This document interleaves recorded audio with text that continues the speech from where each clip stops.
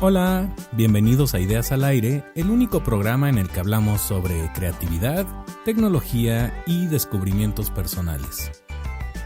Somos una comunidad de creativos activos a quienes nos inspira saber que podemos hacer una diferencia en nuestro entorno con pequeños cambios positivos.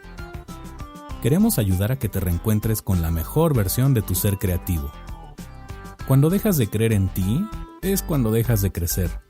Y si en esos momentos, en vez de reaccionar, aprendes a crear activamente, es cuando absolutamente todo empieza a cambiar.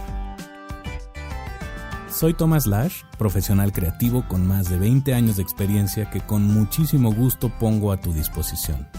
¿Qué te pido a cambio? Que me acompañes en esta aventura, que seas parte de esta tribu de soñadores y que te conviertas en un agente del cambio.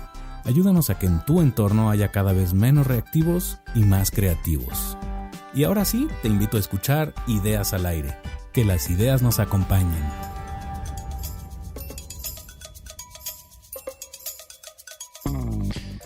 Muy bien, pues hoy es el turno de Omar Vela. ¿Cómo estás? Muy bien. ¿Tú qué tal, Tomás? Bien, padrísimo. Pues te invité al podcast porque sé que eres alguien no solo muy curioso, sino también muy inquieto en la parte de buscar, en la parte de tal vez descubrir, encontrar soluciones prácticas a negocios, startups y demás. Y aunque te conozco desde hace muy poco, inmediatamente hubo como una empatía muy padre cuando platicábamos y por eso te invité al podcast. Entonces, pues no sé, tal vez primero que te presentes, que nos digas quién eres, quién es Omar Vela, a qué te dedicas. Y después vamos hacia la parte de la creatividad aplicada a los negocios o emprendimientos. Claro, Tomás, te agradezco mucho la invitación, el gusto es mutuo. Sí, justo esa conexión de la que platicas también me pareció muy evidente y me encanta conocer cada vez más gente así en este mundo donde a veces las noticias nos dicen lo contrario, pero es muy refrescante conocer gente que comparte ese tipo de valores, ese tipo de ideas. Bueno, yo soy Omar Vela, soy actualmente el fundador y conductor, me gusta llamarlo así, como conductor de orquesta. Ajá, el director de la orquesta. El director de la orquesta, que es, y no porque, ahorita les platico un poquito de la historia, porque lo veo así, no me gusta hablar de CEO, no me gusta decir que soy un CEO, no me gusta decir que soy un director, porque enseguida se entiende que es este esquema tradicional, entre comillas tradicional, de las empresas y corporativos, ¿no? Uh-huh, uh-huh. Es una chamba diferente la que tenemos que hacer en empresas que están iniciando y por eso le llamo conductor, más como en el sentido de alguien que tiene sus músicos, logra sentar en la misma sala a excelentes músicos y únicamente les dice o les ayuda a bajar la idea que tiene de la pieza que tiene en la cabeza, la interpretación de esa pieza, y bajarla a la realidad. Pero quien genera la música son los músicos, no el director, o no el conductor, ¿no? Entonces va por ahí. Soy el conductor y fundador de Nagashi. Nagashi es una marca con inspiración muy japonesa, fusionada con la mexicana, que nos dedicamos a promover la interculturalidad uh-huh. Entre la mayoría de los pueblos que podamos, pero ahorita estamos muy centrados entre la cultura mexicana y la japonesa. Traemos algunos productos de Japón y también estamos ya lanzando una línea de ropa urbana, justo en este sentido, en una comunicación de diseño entre México y Japón. Uh-huh. Trabajamos estos diseños con una especie de crowd talenting, es decir, los diseñadores nos prestan sus diseños, nosotros nunca somos dueños de los diseños, ellos nos prestan los diseños, los ponemos, los estampamos en los productos y les pagamos una regalía contra las ventas de estos productos, es decir, nosotros no tenemos el talento in-house para diseñar, entonces ellos nos apoyan con eso. Entonces es colaborativo. Es como una plataforma, ¿no? Para, por un lado, que se conozca el arte que están haciendo y por otro lado se les dé crédito pues al talento mismo, como dices, de la orquesta y no del director. Totalmente. Esa es la idea. Sí, Cuando lanzamos estos productos con los diseños de, ya sea diseñadores, artistas gráficos, diseñadores incluso industriales, ahorita vamos a sacar uno que es muy bueno y es mexicano, damos crédito, no solo damos el crédito, sino ponemos el link hacia las plataformas mediante las cuales ellos van a conocer sus redes sociales o su portafolio online, para que también conozcan el resto del trabajo de estos artistas, diseñadores. Es casi como un Creative Commons, pero con productos tangibles, ¿no? Exacto, va por ahí, y el giro innovador el pequeño giro innovador que le estamos dando a esto es que básicamente estoy copiando el sistema de regalías de la industria musical. Exacto, que a un tiempo estuviste metido en la industria musical viendo todo lo bueno y todo lo malo que había. Sí. Bueno, todo lo que se pudo haber hecho en su momento. Exacto. Y tú estuviste anticipando muchas tendencias, nadie te creía. Tal vez eras esos locos que años antes de que sucedan las cosas tú decías, oigan, hay un punto de alerta por aquí, hay que tener cuidado, hay que movernos ágilmente. Y algunos como que sí te hicieron caso y otros de plano ignoraron totalmente esas advertencias. Sí, ahora no me gusta comentarlo o platicarlo como si yo hubiera sido un visionario, era algo demasiado obvio. Era una tendencia muy marcada lo que se veía venir y lo que viene. O sea, lo que viene, creo que lo que viene es más difícil de ver que lo que yo vi hace unos 5 años en este intercambio de distribución entre el producto físico y el digital, que ya venía, o sea, era muy evidente. Exacto. Y que luego pasa también, ¿no? Obviamente como creativos a veces pensamos o creemos o dicen que podemos ver el futuro, eso no es cierto, nadie te puede prometer cosas que van hacia el futuro, y sin embargo sí hay tendencias muy claras, muy patentes, que si sabes observar las variables correctas, es fácil detectar hacia dónde van las cosas, ¿no? Y por lo menos adaptarte, y tal vez, aunque digas que no eres un visionario, tal vez sí tuviste esa capacidad de observar ciertas pautas, ¿no? Es decir, es que la onda va hacia el digital y tenemos que hacer algo. Sí. Pero también cuando estás dentro de un barco enorme, porque las empresas grandes así funcionan, y no solo son las disqueras, son muchas industrias, claro, es difícil moverse ágilmente, y justamente de ahí viene todo el movimiento de los startups y de tener empresas más pequeñas que empiezan un proyecto, lo iteran, lo repiten, lo prueban, hacen un producto mínimo viable, ¿no? En vez de hacer el producto, y refiriéndome a productos digitales, hoy en día está como muy, pues ya ni siquiera de moda, ya es como la tendencia totalmente validada de hacer productos beta que nunca terminan siendo productos versión 1, o sea, salen al mercado con usuarios beta, se corrigen y tal vez nunca llegas a la versión 1. Sí, esta tendencia, bueno, este espíritu de siempre estar en beta. Uh-huh. En ese sentido, digamos, si tuviéramos que hacer una analogía entre software y tu emprendimiento, ¿hay ciertas relaciones o son independientes porque estás trabajando productos físicos, pero a la vez con una filosofía como si fuera un producto digital, ¿no? Hay mucha. Por ahí yo sí comparto muchísimo las ideas de que hay que trabajar muy ágil, y creo que la mejor disciplina, una de las mejores disciplinas para hacer eso es Lean Startup. Aunque ha estado muy de moda, y qué bueno que está de moda, y los grandes corporativos están intentando adoptar algo de eso, en realidad yo creo que esto no es tan nuevo. Lo que pasa es que los humanos que estamos vivos ahora estamos más familiarizados con el sistema industrializado. Claro. Con la educación normal, con el sistema lineal de producción, pero eso no necesariamente fue así siempre.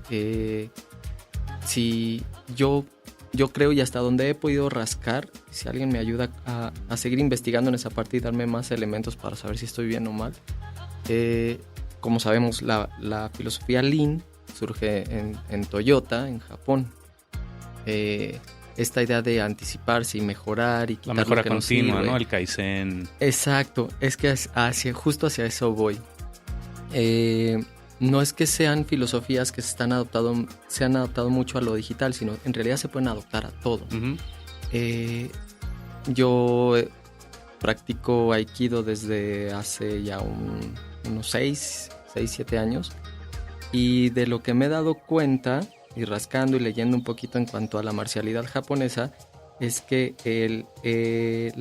la idea de Lean, Kaizen, en realidad son mucho más antiguas de lo que creemos, o de lo que nos hemos puesto a investigar. La idea de Lean o la filosofía de Lean e incluso el Kaizen tienen su base principalmente en dos principios muy importantes en el área marcial japonesa, que son Irimi y Nagashi. Pero no es porque, también por eso le puse a mi marca todo Nagashi. está ¿no? relacionado. Sí, claro.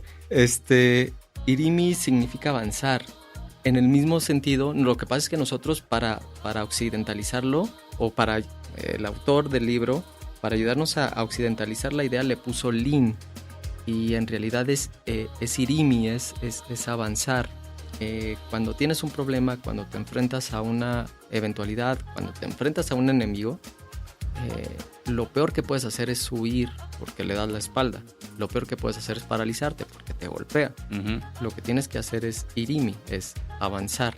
Pero no puedes avanzar hacia él directamente porque te va a atropellar. Si tienes recordemos que los samuráis tuvieron que desarrollar un sistema de pelea o técnicas de pelea, jitsus, para poder enfrentarse a los mongoles, que eran la amenaza más fuerte que tenían ellos en ese momento.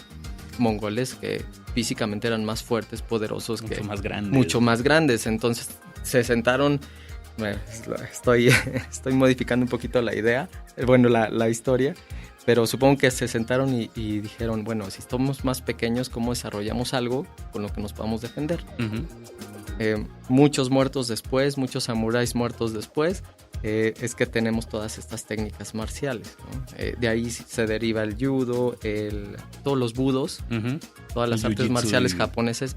El jiu-jitsu, es que en realidad el jiu-jitsu son técnicas. Técnicas, como dices, los jitsus, ¿no? Exacto. De hecho, las artes marciales como tal, todos los budos, todo lo que termina en do, derivan de técnicas, es decir, el aikido, el jiu-jitsu, parte importante del karate do, derivan de técnicas del jiu-jitsu. Uh-huh.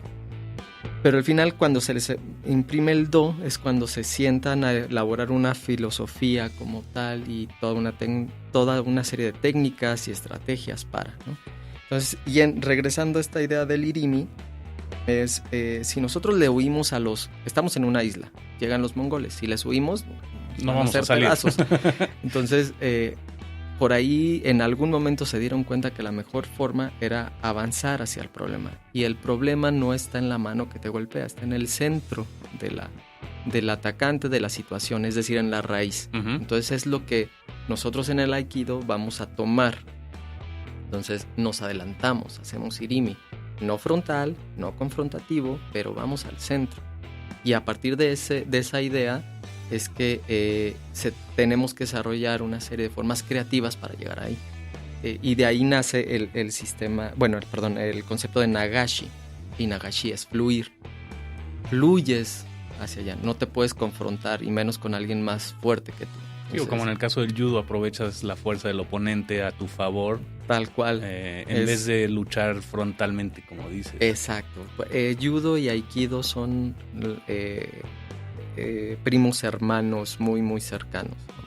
Y la idea de Nagashi, esta idea creativa de fluir hacia encontrar el centro del otro, es lo que da la raíz al Kaizen, a avanzar para mejorar. Uh-huh. Perdón que parafraseé mucho, pero es que los conceptos orientales a veces es muy difícil occidentalizarlos. Entonces, para poder bajarlos es que utilizamos palabras más cortas, y eso tiende a dejar fuera o a superficializar un poco el concepto. Sí, pero justo como dices, el origen viene no solo de Toyota, sino muchísimo antes. Y claro, tal vez en Toyota, en Honda y en todas estas marcas japonesas se popularizaron algunos proyectos que en algún momento se llamaron, mejora continua, en otras reingeniería. Uh-huh. Y se tuvieron que occidentalizar con términos para principalmente Estados Unidos, ¿no? Y muchos años después surgió Eric Ries con el libro de Lean Startup, Claro. Basándose en muchas de estas cosas, pero está el Kanban y hay muchas otras metodologías Exacto. que son de alguna forma mejorar el proceso, en este caso de fabricación de algún automóvil. Va mucho Exacto. más allá de eso, ¿no? Sí, la idea es que todos ese mismo principio o esa misma idea o esa misma postura ante la vida la lleves no solo al trabajo, no solo al desarrollo profesional, no solo al desarrollo de tu proyecto, sea digital o sea físico. Es que lo lleves a todas partes. Entonces... es como una visión más integral, ¿no? Sí. Más orgánica, más... no sé cómo llamarle, más completa, más holística. Claro. Y nos estamos dejando otro concepto muy importante fuera, que ese supongo que es menos popular, porque es el que es más difícil de llevar a la vida diaria, que es hacer ukemi. Ukemi es recibir la técnica. Cuando entrenas un arte marcial, principalmente judo, aikido y karate-do, pues tú practicas con tus compañeros. Entonces, si no sabes recibir las técnicas, te puedes llevar un muy buen golpe, por decir lo menos, ¿no? Entonces tienes que aprender no solo a responder, sino a adelantarte y a saber, yo le digo, surfear la técnica. Porque si no, igual que una ola, si no sabes surfear la técnica, tomemos en cuenta, dato curioso, que tanto en el judo como en el aikido, cuando caes recibes el tatami a una velocidad de entre 65 y 85 kilómetros por hora. Es como estar en un choque varias veces durante una hora de entrenamiento. Entonces, si no lo sabes hacer, te puedes lastimar muy fuerte. De ahí viene lo que es hacer ukemi. Occidentalmente dirían, claro, es saber caer. Y hace unos días mi sensei me lo dejó muy, muy claro y me pareció bellísimo. Nos dijo en clase, es que hacer ukemi no es saber caer, es saber pasar por el piso. Nosotros no caemos, no fallamos, no es que fallemos, no es que caemos y nos derrotamos, no, es un estado natural de la vida. En algún momento pasamos por el piso. Pero pasar por el piso hay que saber pasar por el piso sin lastimarnos, sin rompernos. Sin la culpabilidad de haber Sin pasado. la culpabilidad y con el mismo impulso con el que te proyectaron hacia el suelo, pasas por el suelo y te levantas. Sí, o igual hasta aprovechar ese impulso para levantarte, ¿no? Tal cual, ¿no? Esa es justamente la idea, porque si te quedas tirado es peligroso. Incluso en cuestión de entrenamiento, si te quedas en el piso, alguien puede proyectar a otro compañero y te cae encima. Entonces te tienes que levantar enseguida. Y creo que esa es una de las cosas que nos cuesta trabajo ver y adoptar en esta cultura donde nos señalamos y nos burlamos del que se cayó, porque así somos los latinos. ¿Tú crees? ¿Conoces que...? Híjoles. Y eso es bien ¿A poco hay triste. gente así? Es bien triste. Y creo que todos en algún momento es un impulso muy natural. Claro, ves que alguien por se supuesto, tropieza, ¿no? y se cae y te dan ganas de reír. Es la reacción social natural en cierta Claro. forma. O sea, a mí siempre me llama la atención de niño, ¿no? Y ni tan de niño. Cuando te caes, lo primero que haces es voltear a ver si nadie te vio. Claro. Y a mí ha habido 2 o 3 ocasiones ya de la vida adulta en donde he azotado horrible. Y me da la curiosidad de por lo menos querer haber visto cómo me caí para poderme reír de la situación y todo el dolor que sufrí. Pero no estamos ambientados en una cultura que permita eso como parte del proceso. Claro. Y de nuevo viene porque lo vemos desde una óptica de que te caíste, te vencieron, te Eres ganaron. un loser. Eres un loser. Y todos en algún momento hemos pasado por el piso y vamos a pasar por el piso. Y creo que eso es lo que nos frena muchísimo en nuestra cultura para emprender cosas nuevas, padres. Porque creatividad tenemos muchísima. Tocas un tema bien interesante porque a veces justo esta incapacidad, no sé si llamarla incapacidad o intolerancia al fracaso, es algo que culturalmente nos puede llegar a afectar porque no se ve como parte de progreso, al contrario. Pues hay mucha gente que emprende, arriesga todo, lo pierde y entonces nunca más vuelve a emprender. ¿Por qué? Porque lo perdió una vez. Cuando los verdaderos emprendedores han fracasado muchísimas veces y de hecho el movimiento Lean Startup y Startup Weekend y 500 Startups y platicas con gente como César Salazar y todos estos grandes sabios dentro de este mundo, Dave McClure, pues te van a decir fail fast, fail often. Equivócate, síguelo intentando, equivócate con un riesgo calculado. Claro. Pero no te quedes con las ganas, ¿no? Fluye con la vida, levántate. Eso es Ukemi. Eso es...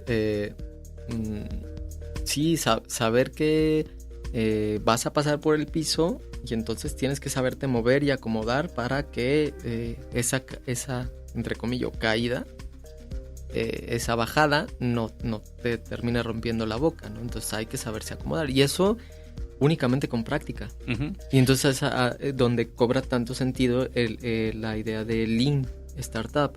Es como tú dices, rápido y barato. Rápido y ve practicando. Es práctica. Y ve aprendiendo sobre la marcha. No trates de hacer algo perfeccionista. Trata de hacer algo que funcione. Valida la idea. Si quieres, ahorita entramos un poquito más en ese tema. A mí me llama mucho la atención en la parte de creatividad el hecho de que la gente asume o la gente piensa que los creativos somos los que tenemos las ideas. Y eso es un concepto tal vez muy simplista de la creatividad, porque no sirve nada tener las ideas si no las ejecutas o si no las aplicas, ¿no? Si no las pruebas. Entonces la creatividad desde mi punto de vista tiene mucho más facetas. Y hace rato que mencionabas esto del director de la orquesta, no sé si has leído libros de Ben Sander. No. Él justamente es un director de orquesta de la Filarmónica de Londres y habla de este tema de que él es el director, él no ejecuta ninguna voz del instrumento y sin embargo es como la autoridad y son como esas vacas sagradas que nadie se atreve a cuestionar. Y cuando él se atrevió a preguntarle a sus músicos cómo querían interpretar una pieza, empezó a suceder esta magia creativa de colaboración, porque literalmente se bajó de la tarima y se puso a la altura de los músicos y los empoderó para hacer eso. Supongo que eso es lo que tú estás haciendo también con todos los procesos y gente involucrada. Sí, lo voy a leer, qué bueno que me das ese dato, me interesa muchísimo. Se llama The Art of Possibility, no recuerdo la traducción, pero bueno, lo escribe él y su esposa y tiene varios videos en TED buenísimos. Lo voy a buscar. A ver si incluimos unas ligas ahí en las notas del podcast. Ojalá. A mí hay muchas cosas. El tiempo que pasé por General Electric me permitió aprender cosas muy buenas y mucho de lo que no se debe de hacer. Conocí o tuve la oportunidad de tener a algunos de los peores jefes de los que he tenido, y repito, la oportunidad de conocer a algunos de los peores jefes que he tenido y también a algunos de los mejores mentores que he tenido en General Electric. Que al final de cuentas todos son maestros. Sí, claro, sí, definitivamente. Y hay algo que Jack Welch, hay cosas que no me gustan mucho, que critico de Jack Welch, como este sistema de dejar ir a los de hasta abajo, que suena medio espartano, pero al final cuando estás dentro te das cuenta que no es tan funcional. Si quieren, ahorita platicamos un poquito de eso. Pero también hay algo que él dijo, lo vi en una entrevista y me pareció genial. Creo que la frase en español sería qué vergüenza si tú eres el más inteligente de tu equipo. Lo dice algo así como if you are the most intelligent person on your team, shame on you. Y yo creo eso. Es que de hecho es común que cuando tienes gente muy inteligente, mucha gente muy inteligente en el mismo grupo, tal vez no se toman las decisiones más acertadas a cuando tienes un grupo más diverso, menos homogéneo, porque tienes esta diversidad de talentos y esta diversidad de visiones, de percepciones, que hacen a veces que el grupo tome mejores decisiones que la persona más inteligente dentro del grupo. Claro, solo que es más difícil. Es más difícil coordinarlos, claro, ¿no? Pero sí. Digo, Jack Welch no se le atribuye directamente a él, pero Ned Herman fue el que prácticamente dentro de GE desarrolló esta forma de calificar o perfilar a la gente en función de talentos con el HBDI y otras cosas. Que dieron un giro tremendo dentro de la organización. Pero tuvo que empezar, tal vez Jack Welch, con esta, no sé si llamarle limpieza o sacudir toda la empresa para que salieran los que tenían que salir y luego trabajar con los que se quedaron. Es que suena como espartano, ¿no? Como casi maquiavélico, ¿no? Sí. No, y de esta, no sé qué tan mitológico sea, o qué tan cierto históricamente sea, que los espartanos y los bebés los niños no daban el ancho, los botaban, sí, ¿no? Exacto, se deshacían de ellos. Se deshacían de ellos. Ok, pero ¿quién tiene los parámetros? Claro. y a mí me tocó dentro de la organización estar en finanzas, que era mi fuerte y mi mayor desarrollo y experiencia profesional, y ser calificado como uno de los peores porque mi jefe en ese momento le convenía que yo estuviera muy mal calificado. Y después uno de mis grandes mentores me rescató, tal cual me rescató de esa área y me llevó a desarrollo de producto, o sea, a marketing, donde yo nunca había estado.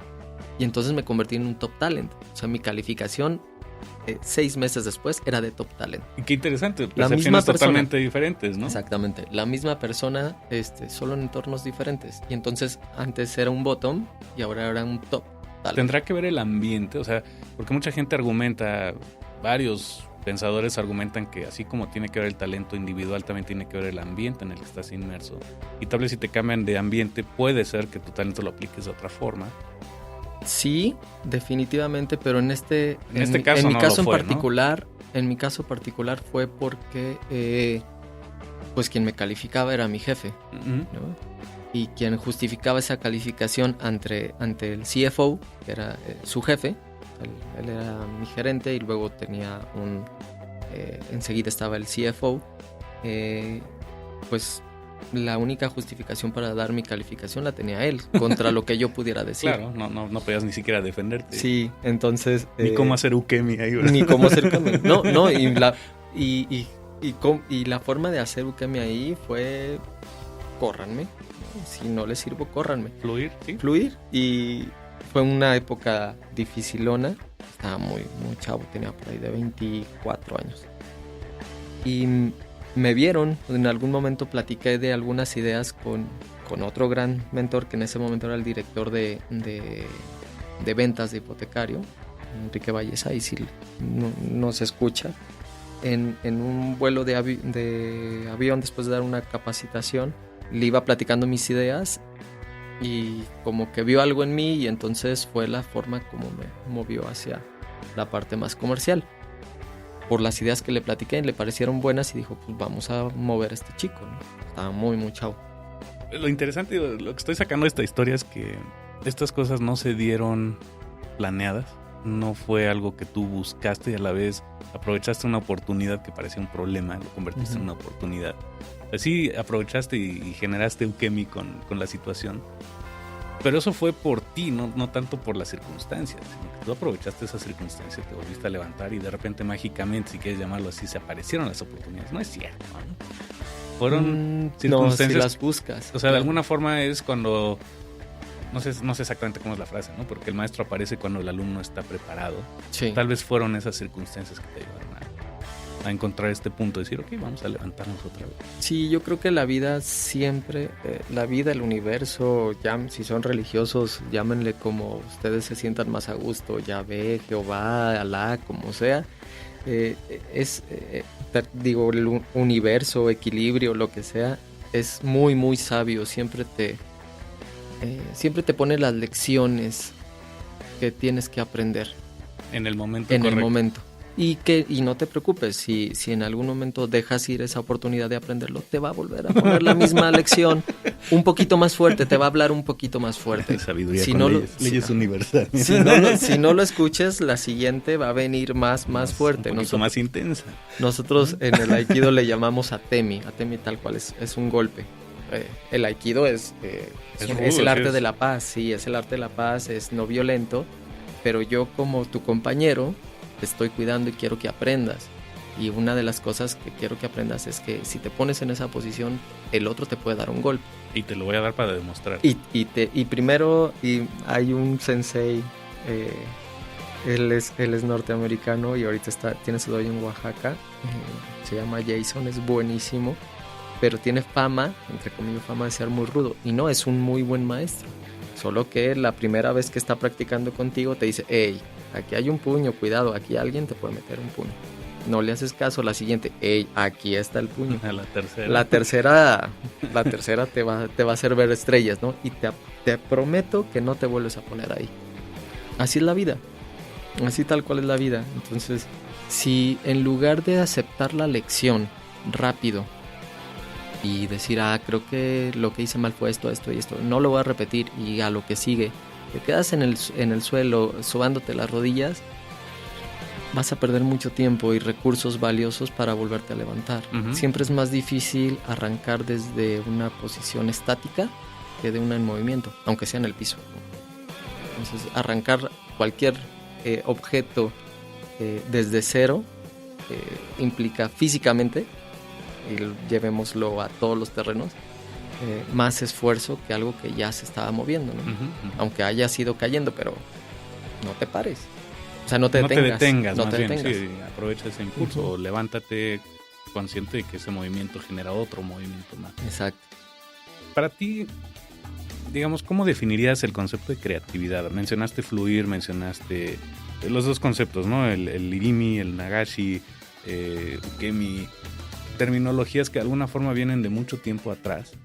Pero desde tu punto de vista, ¿cómo definirías el proceso creativo o el ser creativo? ¿Qué cualidades tiene que tener una persona para ser creativa?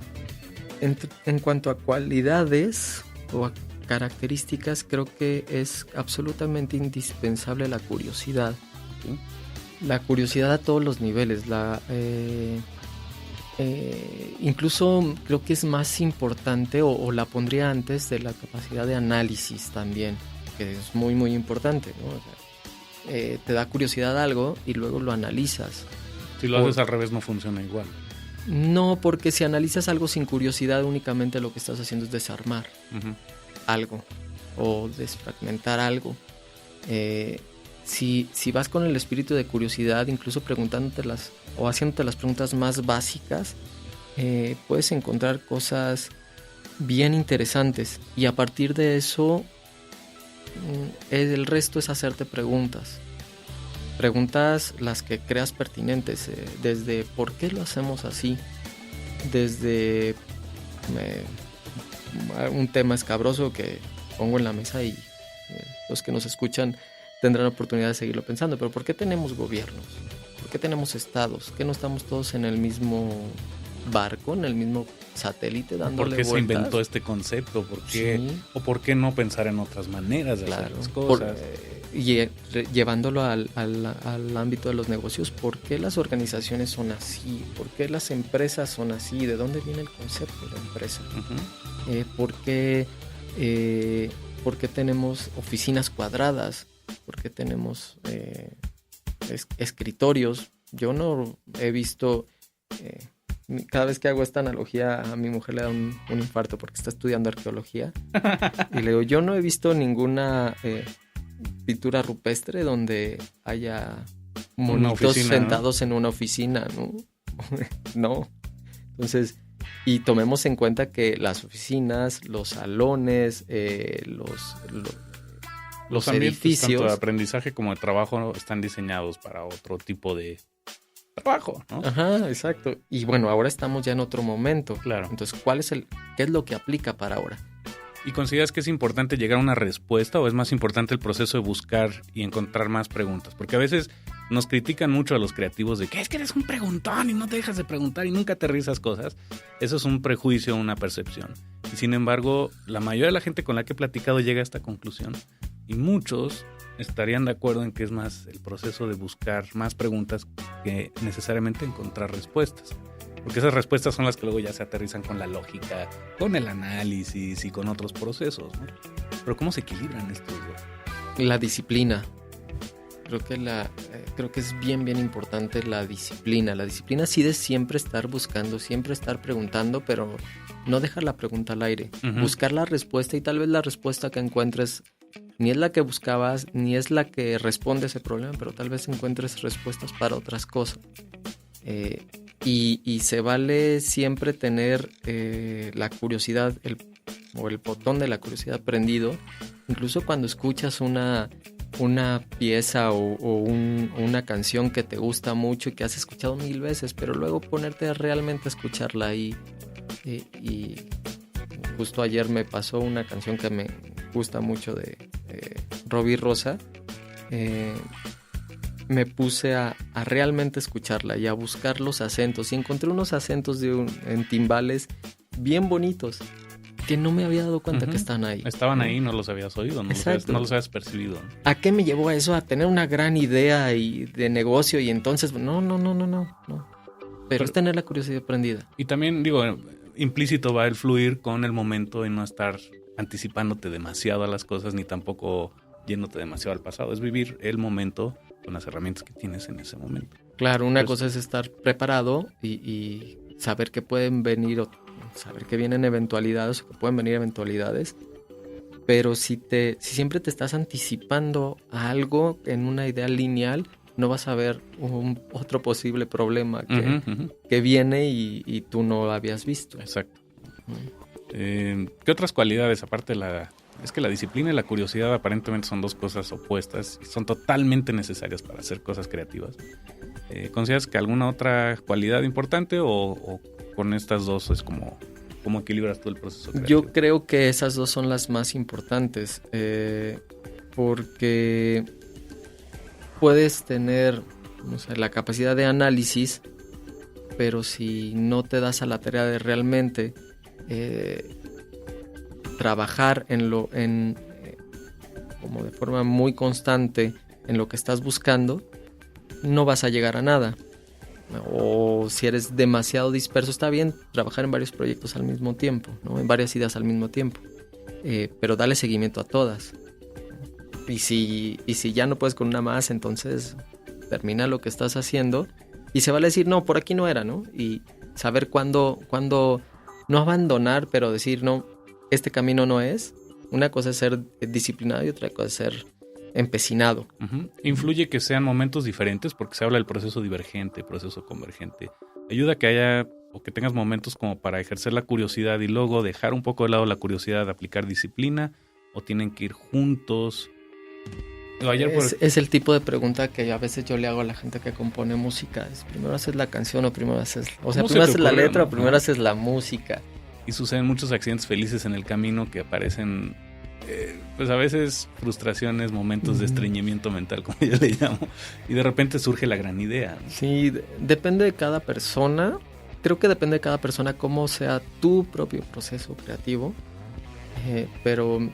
me parece bien importante que no dejes de lado ninguna de las dos. Sí, equilíbralas. Uh-huh. En cuanto a qué tiempo le dedicas o cómo le dedicas. Hay gente que he escuchado que dice algunas cosas que como que a los creativos les sugieren que realicen cosas operativas, entre comillas operativas, es decir, todo lo que no tiene que ver con la creatividad o bajar sus ideas a la realidad. Las ideas, bajar el balón, ¿no? Sí, durante la primera parte del día y luego que después se dediquen a pensar, porque entonces en la noche son más creativos.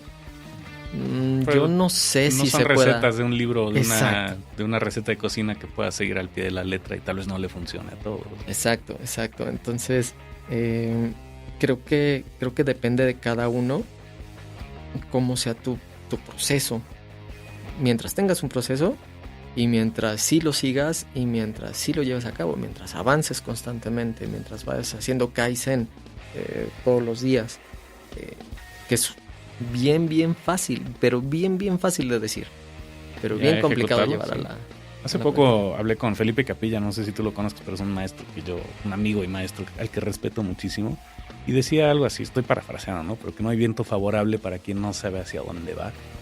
Y es eso, o sea, puedes tener muchas preguntas, mucha curiosidad, pero si no la encauzas hacia una dirección o hacia algún objetivo, se pierde, se diluye, se dispersa.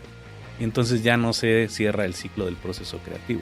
Sí, creo que regresando un poquito a los temas de creatividad y cómo funciona, y bueno, no cómo funciona, sino lo que he visto en México y parte de Latinoamérica, es, creo que tenemos mucho miedo. Esto con la idea que iniciábamos a la burla y eso, le decimos miedo al fracaso, pero también hay mucho miedo al éxito. Sí. Y creo que el miedo al fracaso se da porque si te caes, alguien se va a reír. Pero el miedo al éxito es todavía peor porque si te caes te vas a caer de más alto y va a ser más doloroso y se van a reír más y te van a ver más. Voy a levantar y tal vez... Y es algo que veo más seguido de lo que quisiera entre los jóvenes con los que he tenido oportunidad de compartir algunas de estas ideas, porque siempre hay peros. O sea, es muy extraño. Y yo les digo, el efecto es de qué. Ajá. Es de qué, como algunos dicen aquí en México, ¿no?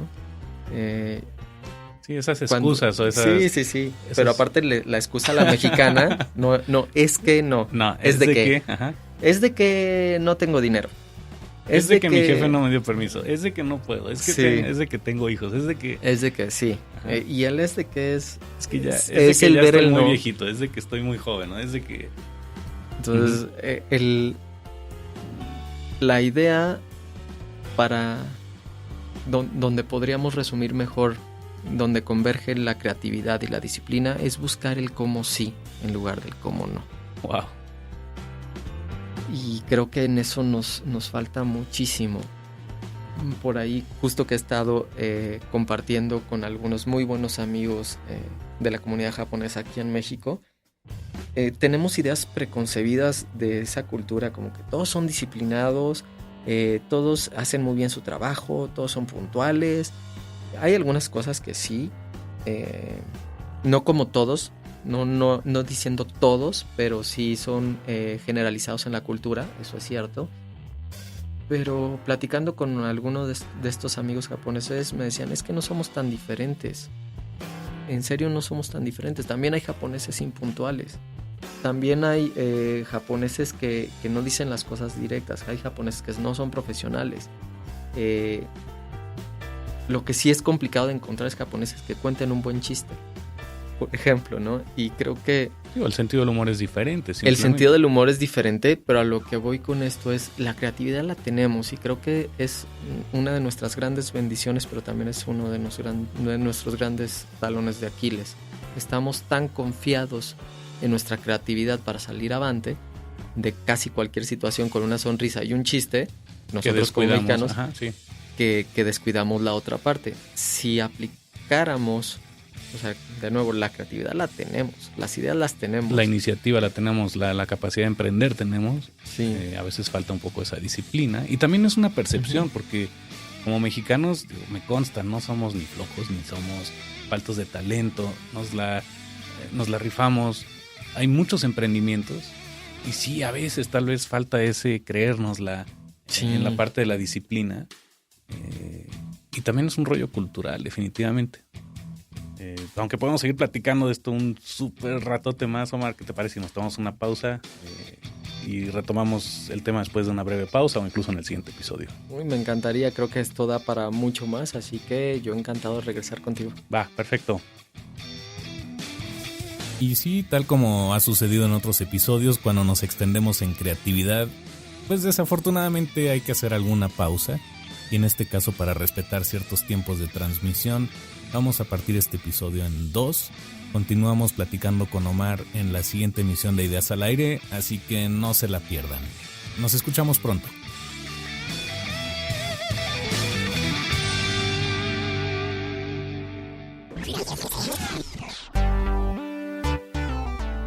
Y así es como cerramos una emisión más de Ideas al Aire. De nuevo te invito a ser partícipe de este movimiento porque sé que juntos, compartiendo lo que sabemos y lo que hemos aprendido, haciendo esos pequeños cambios positivos todos los días, podemos crear una gran diferencia en nuestro entorno y en la gente que nos rodea. En Ideas al Aire te ofrecemos contenido valioso para crear y crecer. Sería genial si nos ayudas a compartirlo. Síguenos y participa en nuestras redes sociales, @ideasalaire en Twitter y @ideasalairepodcast en Facebook. Si tienes posibilidad de hacerlo, regálanos un like o un retweet, o mejor aún, una valoración positiva en iTunes. Soy Thomas Lash, gracias por acompañarnos. Siempre estoy abierto a comentarios y sugerencias. Puedes escribirme al correo hola@thomaslash.com. Te deseo muchísimos aprendizajes, ideas, revelaciones y descubrimientos creativos. Y para terminar, te dejo con uno de los secretos creativos de Ideas al Aire. Una mente expandida por nuevas ideas jamás regresa a su dimensión original. Hasta pronto y que las ideas te acompañen.